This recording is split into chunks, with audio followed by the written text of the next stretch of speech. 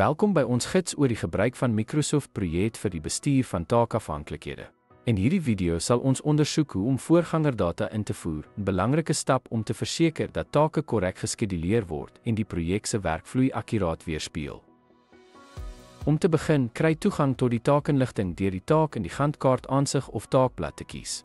Regsklik en kies taakinligting of gebruik die taakoortjie om gedetailleerde taakinstellings vir verdere konfigurasie oop te maak. Volgende, navigeer na die voorgangersoortjie in die taakinligting venster. Hier kan jy die id of naam van vorige take invoer en die tipe afhanklikheid spesifiseer, soos van begin tot begin of van begin tot begin. Pas die vertraging of aanlooptyd aan indien nodig om taakverhoudings te verfyn. Hierdie aanpassing help om enige vertragings of vordering te weerspieël. Laastens, verifieer afhanklikhede. Hersien taakskakels, verifieer taakafhanklikhede en skedules in die Gantt-kaart of taakgebruik aansig. Pas aan soos nodig, wysig afhanklikhede of taakverwantskappe as die projek se werkvloei verander of as onakkurathede geïdentifiseer word.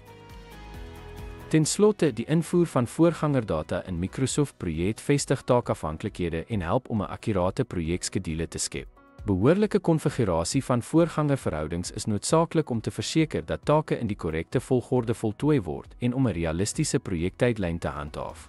Dankie vir die kyk.